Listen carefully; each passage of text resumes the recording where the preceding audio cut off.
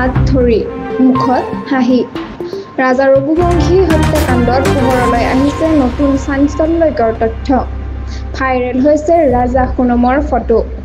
নমস্কাৰ অসম নিউজ এক্সপ্ৰেছলৈ আপোনালোকক স্বাগতম জনাইছো এই মুহূৰ্তৰ এক মুখ্য সংবাদ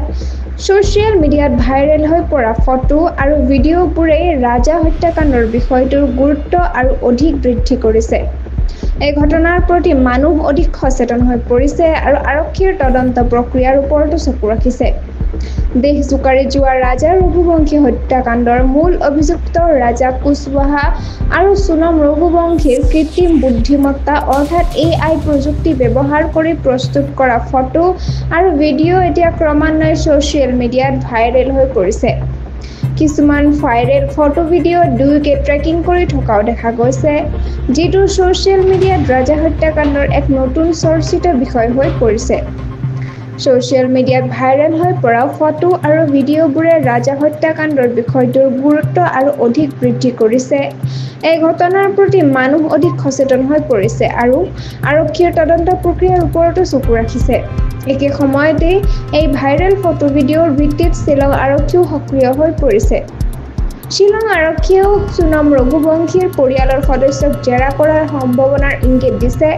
আৰু এই সোধপোছে ৰাজা হত্যাকাণ্ডৰ গভীৰতালৈ যোৱাৰ ক্ষেত্ৰত অধিক গুৰুত্বপূৰ্ণ বুলি বিবেচিত হৈছে শ্বিলং আৰক্ষীয়ে গ্ৰহণ কৰা এই পদক্ষেপে ৰাজা কাণ্ডৰ নতুন দিশ উলিয়াব পাৰে আৰু তদন্ত অধিক শক্তিশালী কৰি তুলিব পাৰে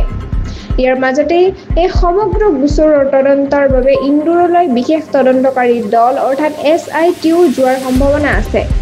SITৰ দলটোৱে ইন্দোৰলৈ গৈ অপৰাধস্থলীৰ তদন্ত কৰাৰ লগতে নতুন সাক্ষ্য প্ৰমাণ সংগ্ৰহ কৰাৰ সিদ্ধান্তও লৈছে গোচৰৰ দ্ৰুত আৰু ফলপ্ৰসূ তদন্তৰ বাবে এই পদক্ষেপ গ্ৰহণ কৰা হৈছে ৰাজা ৰঘুবংশী হত্যাকাণ্ড এতিয়া সমগ্ৰ দেশতে চৰ্চাৰ বিষয় হৈ পৰিছে আৰু এই গোচৰৰ তদন্তত নতুন তথ্য পোহৰলৈ আহিছে